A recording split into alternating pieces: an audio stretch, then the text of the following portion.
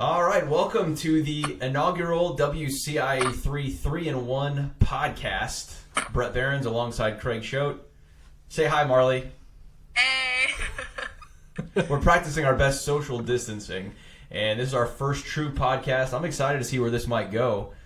Craig, are you feeling okay? You doing all right? I don't know what to do with my life outside of work. Even in work, there's nothing going on that normally my life revolves around. So it's an interesting time, unprecedented, never seen anything like this, but we're going to do our best. Craig and I are maybe 3 feet, not respecting the 6-foot distance. Marlee is in Champaign at her apartment. Actually, I don't know if she lives in Champaign. Marlee, you're at your apartment. How has the work from home vibe gone the last couple of days? Not gonna lie, it's really hard. I'm driving myself up a wall with no real, human contact in person, but it's so hard to find a balance between being at home and doing work stuff, but then being able to turn off the work stuff and then do home stuff. Not that there's a whole lot to do now that, everything is closed, but it's just hard because then I'll get distracted. I'm like, okay, let me go eat a snack, or okay, let me fill up my water bottle, and I'm just running from point A to point B 1,000 times a day, and it's hard. It's difficult. It's just different, right? I think that's the biggest thing is everyone's trying to find a new normal for what this is going to be. And my biggest takeaway out of it all is this is not going away anytime soon. This is not going to be next week, and it's good. The governor today issues a stay-at-home decree essentially saying that all non-essential jobs and workplaces are going to stop. They're going to cease until April 7th. This is going to be a while, and sports I don't see coming back for a while either. Yeah, I think it was Jeff Passan on ESPN said if he thinks that if we see Major League Baseball before what would have been the All-Star break, he would be surprised. And that All-Star break is normally the second week of July. So baseball might not be back until the end of July. NBA, I don't know what they're going to do. They might jump right back into the playoffs at this point.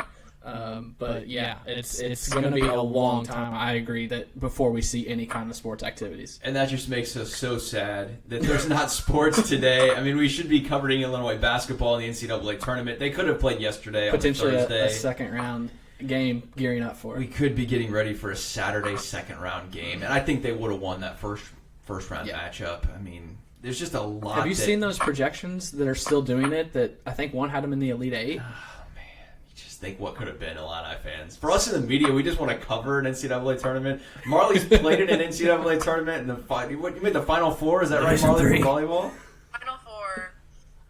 You're the only one in the department. This whole situation puts it into perspective. I'm so lucky that I was able to do that, and I was able to go to the NCAA tournament, because this just goes to show that it can be taken away from you in a matter, of seconds or days or whatever it may be. Some cases for athletes it's an injury, and in this case, it's the coronavirus canceling everything. So with an injury, though, it's not technically your fault, but this is completely out of your hands, the corona thing, which makes it even worse, especially for those spring sports that don't even get their season. And I think that's what's tougher is it's not owning it in your own hands. Yeah. You're not getting to go out on your own terms. And if you lose a game, that's fine. You lost the game and you didn't perform as well. Certainly refs can have an impact on that and a part of it. And you can blame whoever you want to blame and however you want to blame it in this society today where it's never our own fault, right? But the fact that this is completely out of all of these athletes' hands, I think just makes it tougher in one sense. I think it also makes it a little easier because everyone's on the same playing field. Nobody's getting their seasons back. I don't think the high schools are going to be playing this year. It's just becoming more and more evident to me as the days go by that there's not going to be any high school season, even if they extended it into the summer somehow. And for those high school kids, Marlee, maybe those are the ones I feel the worst about because there's no redshirt opportunity for them. I mean, the track athletes that have a chance to go out and win more state titles, I think at Kinley Nettles from ALAH. Yeah.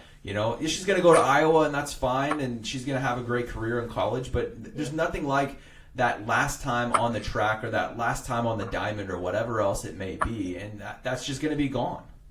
And for some of the high schoolers, they're not getting the opportunity to play at the next level. So for the spring sports, this was their last chance to really compete in sports. I mean, obviously, they go on to adulthood, or maybe they play, club sports in college, but this may have been their last season that they're ever going to play competitive sports, and that is just so devastating.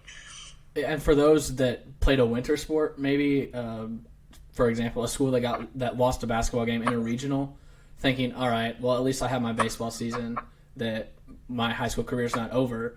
So when they lose in their winter sport, thinking, all right, I have a spring sport, now they don't. They're like, oh, crap, when I lost that last basketball game, that was it. I didn't have a time to really soak it in. It's crazy times, unprecedented stuff, something I hope we never see again. And, you never know what the future may hold. And past, certainly there's been epidemics in the past. There's been pandemics in the past. There's been all these things have happened before. But I think just the society and day we live today, where everything's instant with Twitter, with social media, with everything else, and as big and as much money as at stake for all these things, that's what makes this so unique, and that's why this has truly never happened before in history, because of everything that is on the line. All right, so Marlee, you're doing all right. You're still hanging with us here at home. This is not going to be the norm. Normally, Marlee's going to be with us on the podcast. If you're watching, she's on the computer. If you're just listening on the podcast, we've got her tuned in here on the computer, on a FaceTime. How have those FaceTimes been going with the Illini coaches? I know you've done quite a few of those the last week. Yeah, I think it's kind of the same thing across the board. I've asked them, what are you doing now? Like, what's next on your agenda? And they all say, we don't know, because that's the truth, is that nobody, not even us or whoever it may be, we don't know where this situation is going to go. So in that sense, it's just really difficult to plan as far as recruiting and for next year's program and what to do in a couple months, maybe if organized team activities are allowed. So they're just kind of waiting on the guidance of the administration and the government, essentially, on what to do to handle this situation. And I know a lot of them, when they first heard the news, the main priority was just getting all of the athletes home and safe. For those international athletes that maybe it's more dangerous for them to fly home, they've gone home with teammates and things like that. So right now, I think just the main priority for coaches and athletes is just getting safe, and then taking this time to reflect and figure out what maybe the next move might be. And obviously some of the seniors have some difficult decisions to make, if they want to return for another season, if that is available to them, or do they want to move on, or for those who have the chance, maybe go pro. I thought the biggest priority was to buy as much toilet paper and paper towels as possible. Is that not what we're supposed to be doing here? I guess. Is that what you did? I mean, I just want to make sure you're taken care of here, because we have a global pandemic that has nothing to do with toilet paper, yet everyone has to go out and get their toilet paper. I don't know. I mean, I maybe went overboard with the snacks that I've Oh, already... there's nothing wrong with that. It's snacks. You got to have snacks. All right, well, we're glad that you're surviving at home. We pretty much just quarantined Marlee, so that way, Craig and I both anchored, Craig on the weekends, I'm during the week, so we thought if one of us gets sick, if Marlee's not here, then she'll be ready to go if we go down, or, how that works. So, I don't know, we're trying to take all kinds of precautionary measures. The news must go on, right? It must go on. Yeah, no matter what happens. If and when, maybe it's just a win, somebody from Channel 3 gets coronavirus, I honestly don't know what's going to happen here. Yeah. I mean, walking through the building today, there is a shell of the staff here. There are only a handful of people walking around the building. We're trying to keep everyone away from each other as much as possible. Kind of like the essential jobs that Pritzker was talking about today. Yeah. Only the essential people are in the building, like the anchors and the producers that have to put the stuff together. So it's a weird feeling in the building today. There's plenty of toilet paper here, though, so if I run out at home, I might have to come into the station to grab some toilet paper. I went to the store the other day, and not for toilet paper, but I walked back there, and the shelves were empty. But as I'm turning around, the dude's bringing a pallet to refill. So I'm like, what? Might as well grab one. Yeah. So How many did you grab? Just one. I'm not a hoarder. Oh, come just on. one. You got to grab like 8 or 9 of them. No, just one. It's a 24-pack, so there's 24 rolls in the pack. But I'm coming to Craig's house, then. Marlee, how are you doing on toilet paper? You got enough? Because this is the essential information that the 3-in-1 podcast needs to know. Yeah, I mean, I have enough, but I think I'm becoming a little bit more aware of how toilet paper I actually use. I'm like, oh wow, like this roll is like going quickly. I don't know, like I gotta dire times. We like ration a little bit better. But I was talking to my dad, and he's working from home now. But when he was at the office, they told him they had to bring their own toilet paper because there's. Wow. That's harsh. Wow. You know, like having to bring your own roll to work. Like, come on.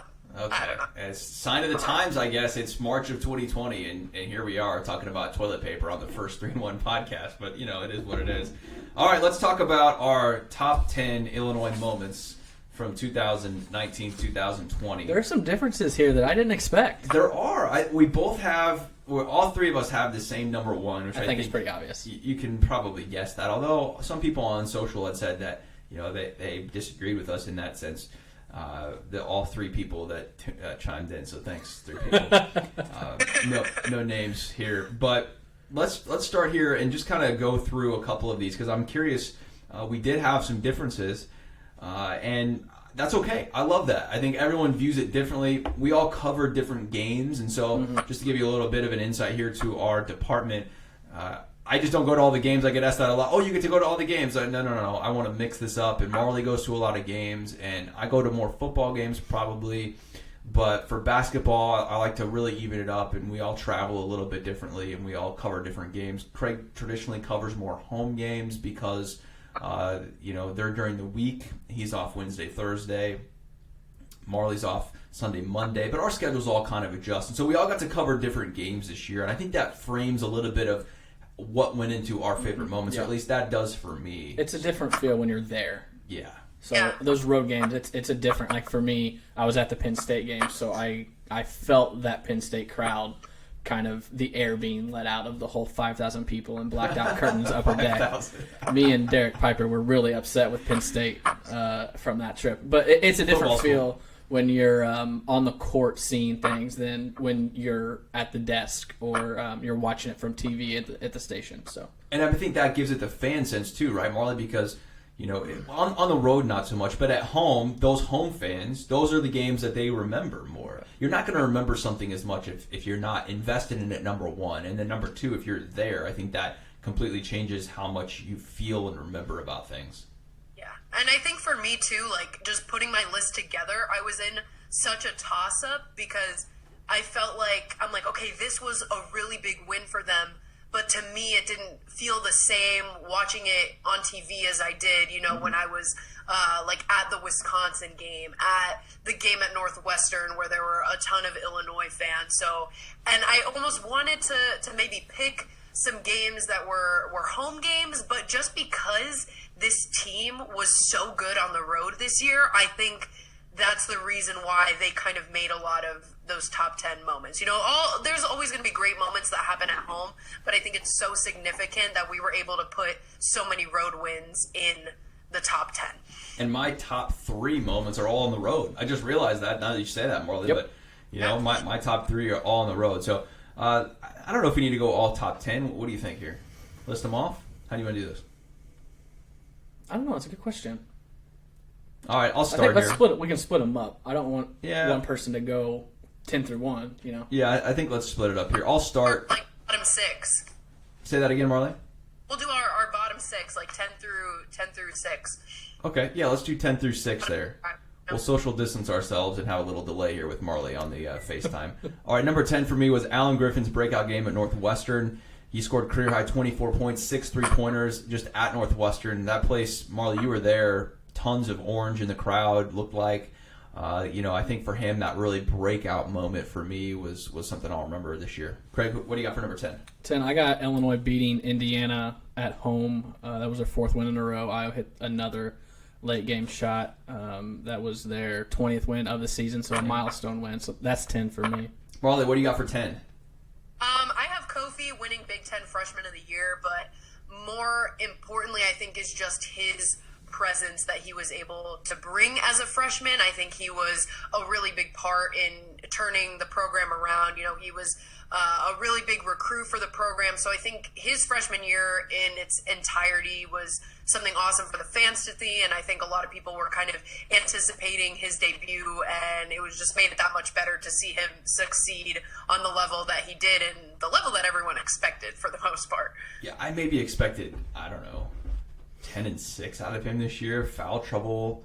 Man, did he blow everyone away. Yep. 12 double-doubles is just incredible for what he was able to do. His touch, and he struggled a little bit there mid-Big Ten season, but for him to be able to break out of that, come back, he matched Luka Garza in that last game, Yep. and that was blocked pretty his shot impressive. at the end. Yeah, fun stuff. Yeah, the player of the year. And freshman of the year in the Big Ten. All right, number 9 for me was that Indiana game. And for everything that was built up to be that Indiana rivalry, which back in the 80s and early 90s was so strong and so fierce. And really, Illinois hasn't played Indiana that well. I remember your road trip to Bloomington maybe like 4 years ago, and they just got bum rushed. They probably lost by 30 that game. Yeah. Yeah, I think it was. It was one of those 30-point games. Gross was still there.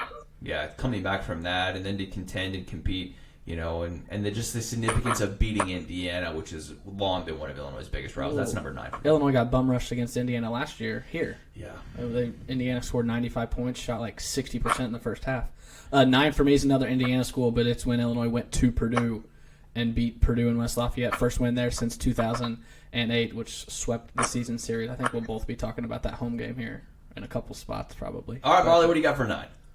I got the upset against number 5 Michigan at home. I think that was their first, statement win of the year, just because they hadn't beaten a ranked opponent in so long. I don't remember exactly when it was. What do you guys know? Yeah, they hadn't won against the top 5 opponents since 2013. I've got this way higher on mine, so I don't know. That's maybe a little perspective of just the history of the program. That's nothing against you, Marlee. You just haven't been here as long to, kind of.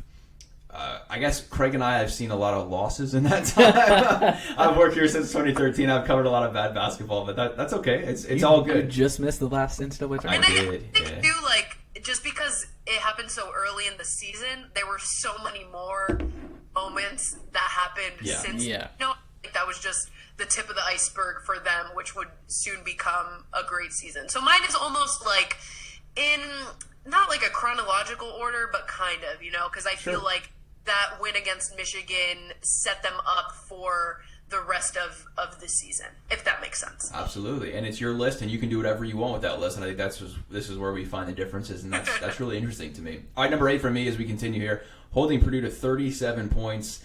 I did not work this game. I was at this game with some friends in from Roatan, Honduras, and this is the first time I'd ever been to a basketball game. And they could not believe how big Kofi Coburn was. And he had that follow-up slam in this game that was just unbelievable, and their eyes were as big as can be. This is my number 8 moment, 1,800 all-time win in Illinois history, beating Purdue. Yeah, that's a huge accomplishment that kind of gets overlooked this season, I think. 1,800 wins for a program, only the 18th program to do that in college basketball. So that was a good milestone for Illinois this year. Number 8 for me is Marlee's number 9, the upset of Michigan at the State Farm Center. For me, it was a bounce-back game. They lost Maryland by 1 at Maryland. They come back against the top 5 team at the time, and everyone's kind of like, all right, great, here we go. And I think the reason it's at 8 for me, and Bret said his is a little bit higher. It's a little bit higher for him, is because Michigan wasn't a top 5 team. So the ranking at that time, I think, skews it a little bit because I think Illinois was clearly better than Michigan this season. So that's why I have it at around the 8 mark, where Bret has a little bit higher. But no doubt a huge win for the program. Marlee, who you got for 8?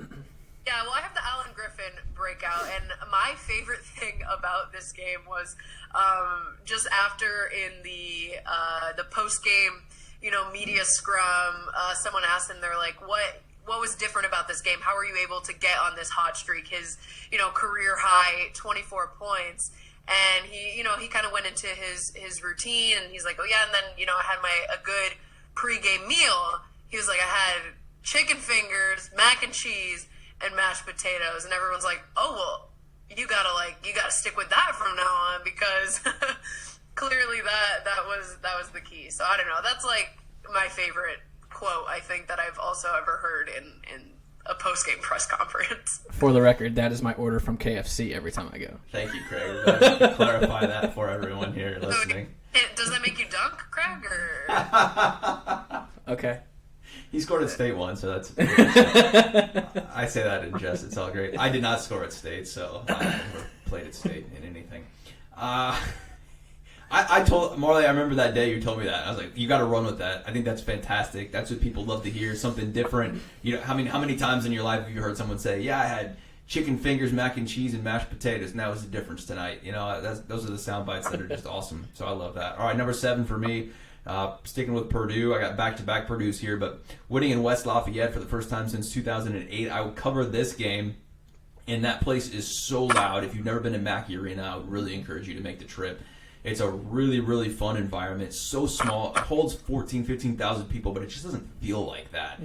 Similar to Cameron Indoor. I've been there once, and it was very, very crazy that the crowd was just silenced when Illinois goes in there and wins. And they fought some adversity in that. Remember, that was the game that Alan Griffin, speaking of Alan and those chicken fingers, this was pre-tender games, pre-mashed tater game. You know, he stomps on, was it Sasha Stefanovic? You know, and they were able to overcome that. In years past, too. It was like maybe 5 minutes into the game. In years past, this team would have just crumbled. You know, and they were able to stick with it and really sustain a big Purdue run and come out with a win. So that's my number 7. I watched that one from home, and it was close, and then I turned it off, or I streamed online, so maybe like the connection wasn't good. And it was a close game, and then it finally caught up, and like 5 minutes later, and it was a 12-point game. I was like, oh my gosh, what happened? So, yeah, that was a good one. 7 for me is sticking with Purdue, but it's the home performance against Purdue when they held the Boilermakers to 37, worst shooting percentage in Purdue history according to their record books. So that one was kind of my point of like, all right, this is pretty good. This team could be pretty good, and their defense is really improved. Marlee.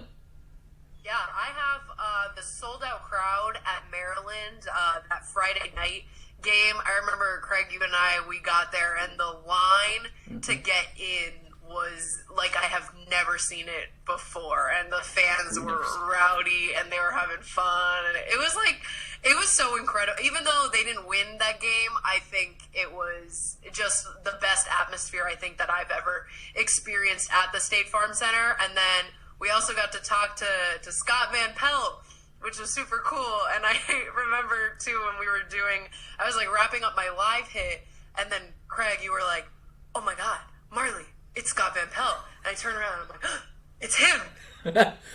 Craig, we should interview him. And Craig standing there like still so starstruck. He's like, oh, okay, yeah, we should. Yeah, I was so surprised that he was just meandering in with the crowd of Illinois people, just walking in the main entrance. And I was like, he's my favorite SportsCenter personality. So I was just like, whoa.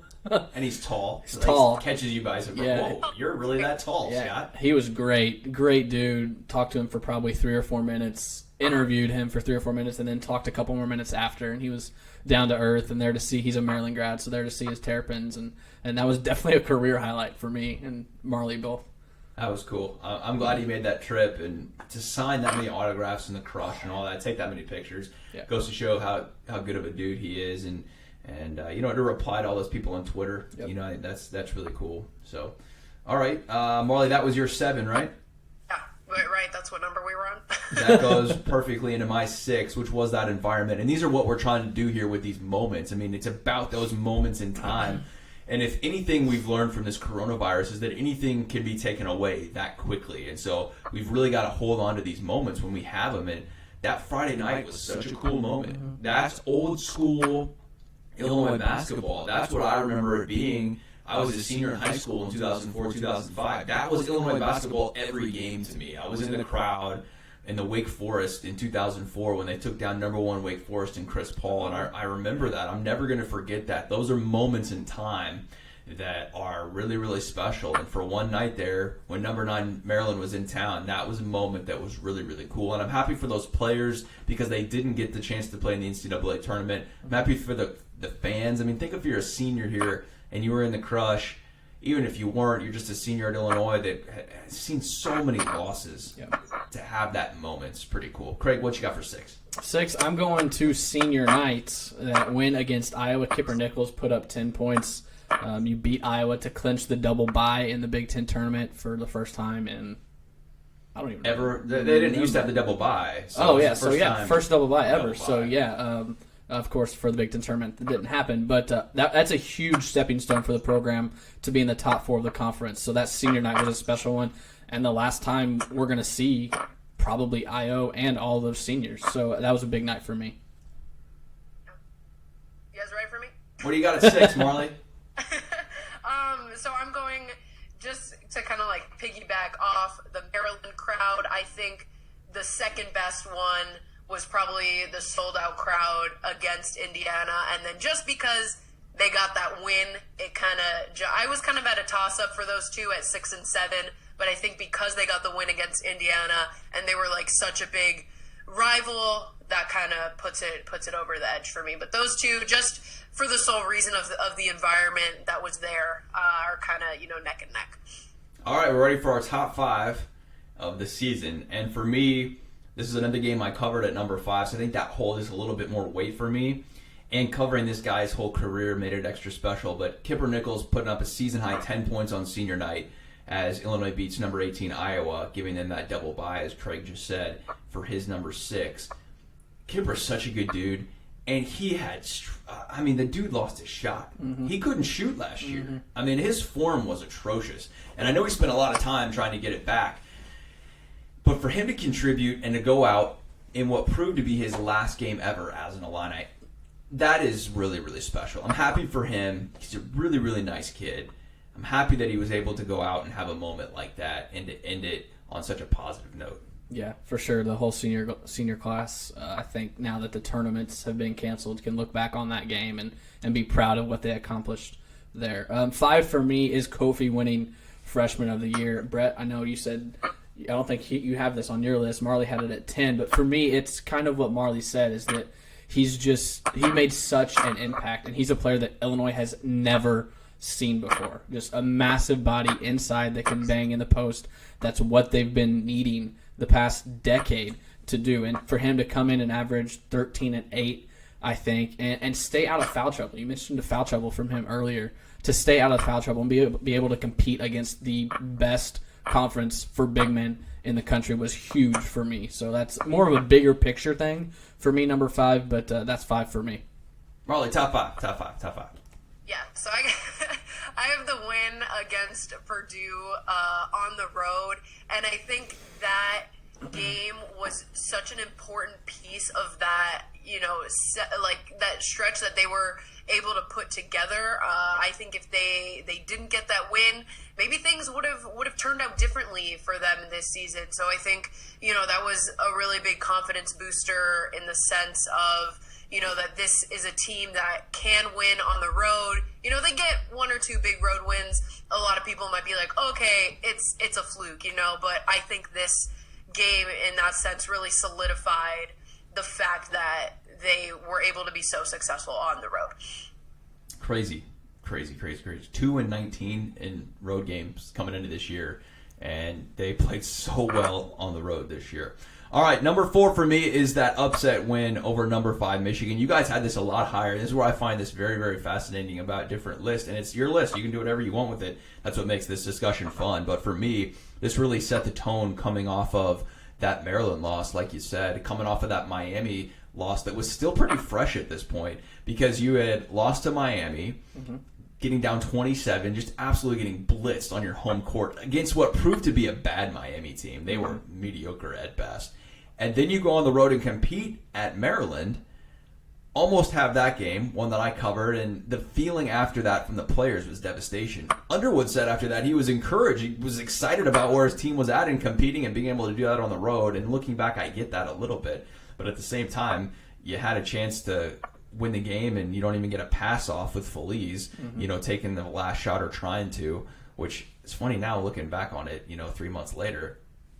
Io should have had the ball, obviously. We were asking leadership questions, and isn't that crazy now when we reflect back on that? I mean, I think that was December 6th or something like that, the first weekend in December. December 7th. December 7th. We were asking leadership questions, and now 2.5, 3 months later, we all know Io's the clear-cut leader. But I digress here. For me, the Michigan win really set the tone for the rest of the season, saying, hey, we can go out, we can beat a top 5 team. Was Michigan a top 5 team? Absolutely not. That proved out the rest of the season. But at the time, that's what the ranking said, and it will go down so far in Brad Underwood's 3 years here as the biggest win, ranking-wise, that Underwood has, is beating number 5 Michigan. Craig, who you got for 4? That's a good point. 4 for me is another All-Big Ten award. It's Io on the first team All-Big Ten. The first Illini to do that since 2010, which is crazy to me because there was that stretch, obviously, from like 04 to 2010 where it seems like they were a mainstay on the All-Big Ten. So for Io to come in and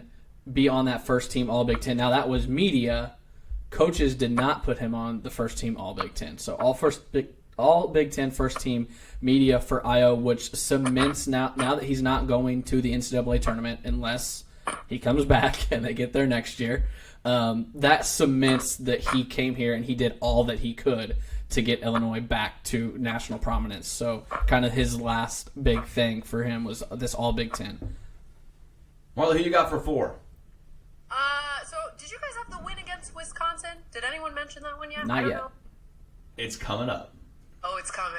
All right, so it's my number 4. So that they were the only team to win at the Kohl Center this season. And I think that says so much. Obviously, we didn't know that at the time, and that was obviously a very big win for them. The first time, they had won there since 2010. It was a 15-game winning streak held by Wisconsin that Illinois was able to snap. But I think it just goes so much higher on the list now that we can look back at it at the end of the season and say, wow, Illinois was the only team to beat Wisconsin on their home court, and that is so incredibly significant. And who would have thought that it would be Illinois to do that?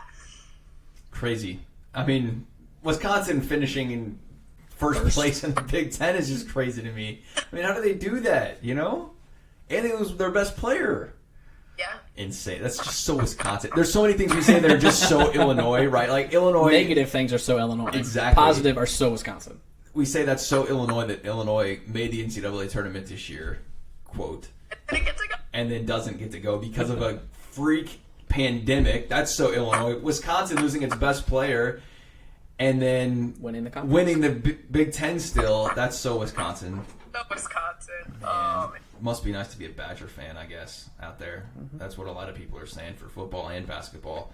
Number 3 for me was that one at Wisconsin, Marlee, snapping that 15-game losing streak to the Badgers, who had absolutely owned the Illini the last decade. And Wisconsin had a heck of a run, a heck of a decade. When you look back, a couple Final Fours in there and what they were able to do, a lot of big-time players had come through there. But to win at the Kohl Center, Craig and I had both covered several games at the Kohl Center where it was just absolute drubbings.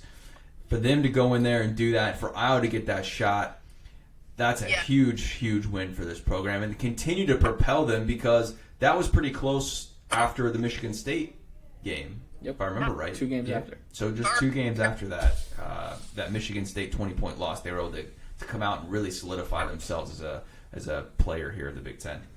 Yeah, 3 for me is the win at Michigan. Marlee was at that game. Bret was at the studio. I was in Las Vegas at the sports book. I was in Vegas and I went to the sports book. So it was 11 o'clock Central tip here. So 9 a.m. in Vegas. So I'm in the sports book at like 8:30. Were you the only one there? One of like 4 or 5 degenerates. Yeah. But yeah, that was one of the best college basketball games of the year, I think. And then cemented with Io's dagger there in the lane that I still don't know how he got off, let alone to go in over Xavier Simpson. I'll remember all these top 3 shots for a long time, but that one specifically is huge. Did you make some money on that game? No comment. Can't confirm or deny. All right, Marlee, who do you got? Yeah, I got the senior night win against Iowa. I think that one was important just because it was a good send off into the Big Ten tournament. That would later not really end up happening, but I think if they had lost that game, it just I don't know. It wouldn't be a great send off. It wouldn't be a last final debut for Ayo DeSumo likely. And I think, too, losing to Iowa earlier in the year, the way that they did, and then to come back and beat them at home, it was awesome. I honestly wish I went to that game, but I decided to play on my rec volleyball game instead. And then I watched it on TV, and I was like, oh, I should have been there because that would have been the last time I got to see Illinois play this season. So it was a pretty crazy environment. I was there shooting the game. Craig was there as well. Wow. I mean, that was a juiced up State Farm Center. And with all the history, like you mentioned, of them playing earlier this year, I was at that game in Iowa City, and it was heated at the end with Chin and Fran. Just the signs at the home game of Fran. How did we not mention those? Yeah. Right behind the bench, too. Like, the Crush students that made those had the plan in place. They're like, we got to go here. And it was awesome. And Underwood signed it afterwards, the big Fran head.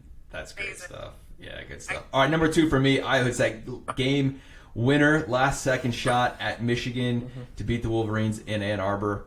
I know, Marlee, you were at this game, but that was just one of those moments, I think. And this was still in January. Craig had the schedule up. Yeah, January 25th. Okay. So Iowa, Michigan, right? Yeah, at Michigan. Iowa was submitted as the team leader at this point.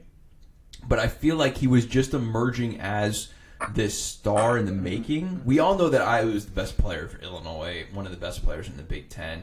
But he hadn't really had this label of true closer yet. He was still building that identity. And for me, this game was, this is Iowa's team. This is Iowa's show. There's no doubt who's going to get the ball at the end. And like Craig had mentioned, I go back and look at that shot. I thought Xavier Simpson had great defense on it. And Io still was able to rise up and knock it down. And for me, that'll be one of the shots I remember most about this season. In the moments. That's a good point. I mean, Miami game, he had the ball right and he turned it over. Michigan State game, he had the ball, clock winded down, and he injured himself. And those were a couple missed opportunities. So yeah, that's a good point. Number 2 for me was the win at Wisconsin. Like Marlee, and I think you already had that on there, right? Yeah, you guys already had that on there. It had just been so long, and Illinois had taken so many beatings at Wisconsin. I remember the one game that I covered was 2018 season, I think. It was Mark Smith. LaRon Black Brad's was here. first year, I think. Brad's was first it a year. Friday night? I think it was a Friday night because it was on Full Court Friday. I remember specifically in my pregame live shots saying that this Wisconsin team isn't the Wisconsin teams from the past, and it's probably going to be a close game, even though Illinois is not very good, and they lost by 25. So that's the kind of things that happened to Illinois at the Kohl Center. So to go in there and win, and like Marlee and you said, the only team to win in Madison this season against the Big Ten champs. They were the 1 seed in the Big Ten tournament. The only team to do it. I think that was a huge step for this program. It had been the cold center for a long time. And that place is cold, by the way. I do not like the Kohl Center, for the record. All right, thank you. That's on the record. Whether Craig won money off the Michigan game, that's still not on the record. All right, Marlee, what do you got? I have the same number 2 as you, Bret. The buzzer beater against Michigan. I was there, and I tell people this story. I kind of went from okay, Illinois is all right. They're pretty good. To this game, oh my goodness, this is the best team in the country. Obviously, that's an exaggeration, and I'm just doing this for the sake of the story, but I think that was almost just a personal moment for me where I was like, wow, this team is something special. Iowa's something special, and for them to get that win, that buzzer beater, just everything about it was incredible. Also, my dad was at that game. He is a diehard Michigan fan, and he even said after the game, he was like, I kind of wanted Illinois to win. And I was like, see? So I think that was just a big point in the program and for them this season. It's going to be remembered, I think, for seasons and years to come. Maybe not the best team in the country, Marlee, but they submitted themselves as... I was exaggerating. I know, but honestly, they cemented themselves as Big Ten title contenders, and that's so foreign for Illinois fans in the last decade. I mean, even in 2013 when they made the tournament, made the second round, they beat number 1 Indiana. When they beat number 1 Indiana, they were not playing well, and they didn't even finish above 500 that year in the Big Ten. They weren't really Big Ten title contenders. It has been more than a decade since Illinois has been legitimately a Big Ten title contender. I feel like Illini Nation almost was scared in a sense to be playing for a Big Ten title, that they were like, wait, is this us? It was almost a reality check of like, yeah, Illinois is a month into the season, in the Big Ten season, and they're on top of the Big Ten. And it was a foreign place to be for Illini Nation, but I thought that was a huge, huge moment for not only this team, but the program and Broad Underwood's rebuild. All right, number 1, we all got the same one. I think it's pretty easy consensus. Yeah. Io comes back from Penn State, shocks everybody. Maybe the thing I'm going to remember most is we were on the pregame show, and Craig and Derek Piper from Illini Inquirer, we've had a great relationship with them this year. We're going to continue doing that in the future for our pregame shows. But Derek was going back and forth from the lobby where they were taping the show when we were live to the inside of the arena. I think that's what I'm going to take away from just the anticipation, because it was like, whoa, wait, Io's not in pregame sweats. Like, he may be dressing. Yeah. And then he went ghost there for a while and didn't come out, right? The whole team wasn't coming out for a while. They were trying to hide it. And then we were live here, right? We're on live TV at this point, and we're going, okay, well, Io's going to play. We figured that much out. What's realistic? Is he going to start? Okay, well, yeah, it makes a lot of sense for him to start. What's he going to do? Can he play 12 minutes?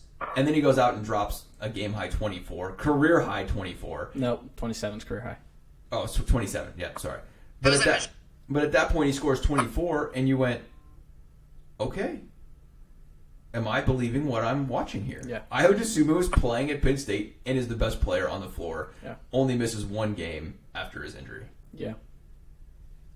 I don't know. Nothing tops that for me this season. Yeah, almost speechless feeling. That pregame show, it was so hard to find a spot because Penn State does not let any television outlets go live in the building when there's a Penn State employee in the building. So they begrudgingly let us stay in the building because it was raining outside, so we were in the concourse. And so I'm like, all right, I guess Derek run back and forth. It was unique for sure, and completely out of nowhere in my book because he didn't warm up against Rutgers. He never took his sweats off against Rutgers to even get in pregame work.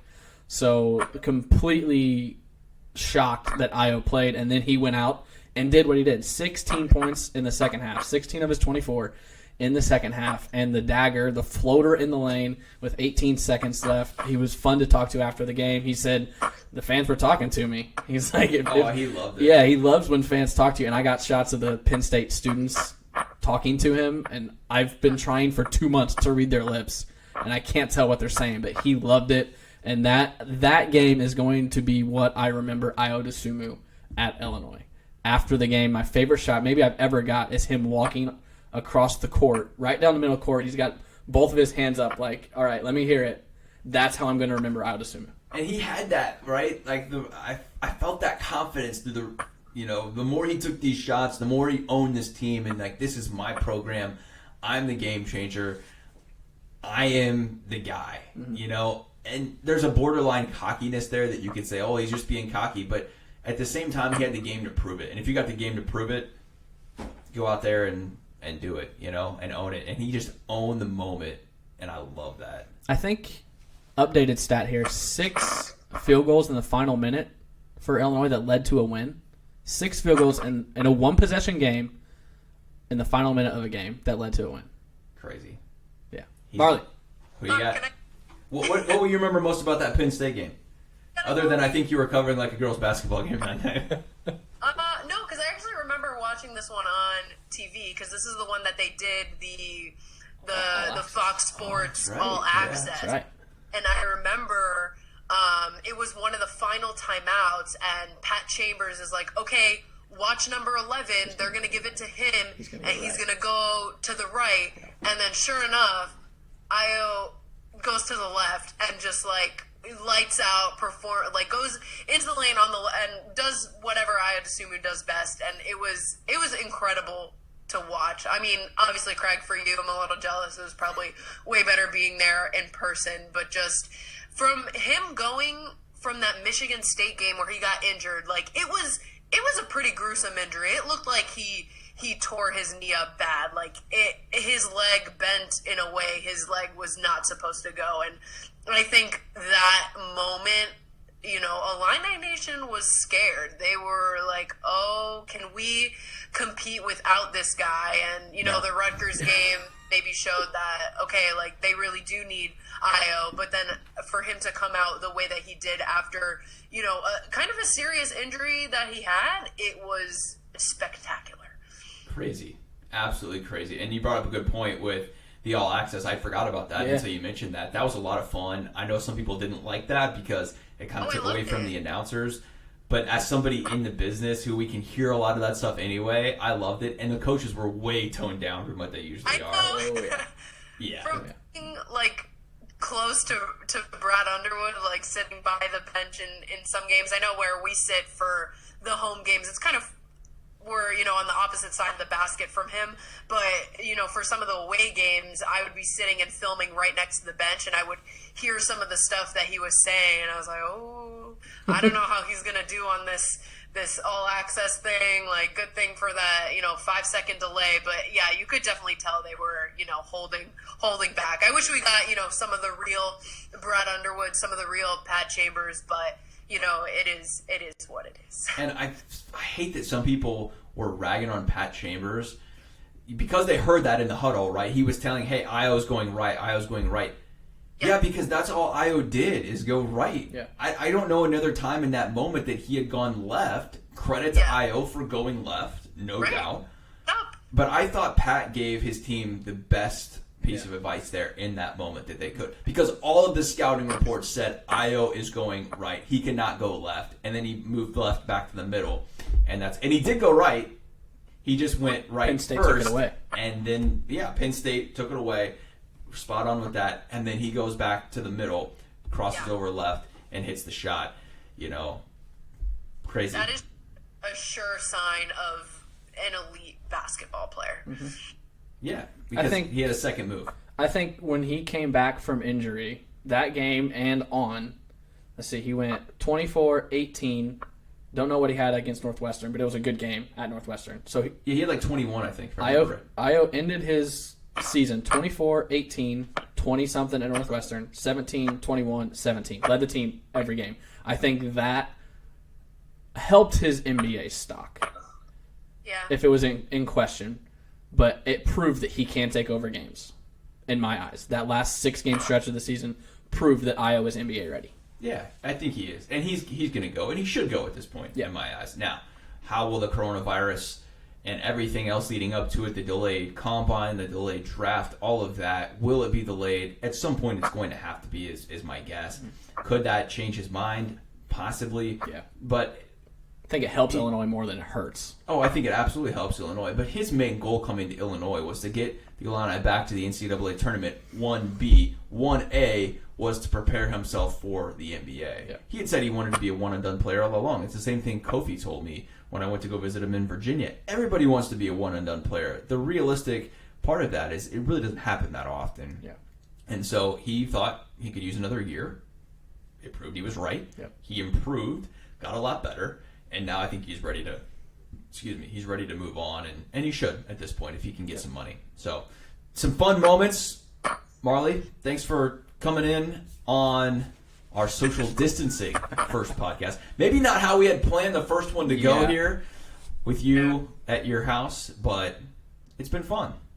And I don't think we planned to be talking about sports in a time that there's really no sports going on, I think we were hoping Bret to start our podcast now and be talking about Illinois going to the NCAA tournament. Yeah, we should be doing a pregame show right now, getting ready for Illinois' first round matchup tonight, or just being live here. It's 5:30 on a Friday, or being live, Bret should be in St. Louis right now. St. Louis, Sacramento, Albany.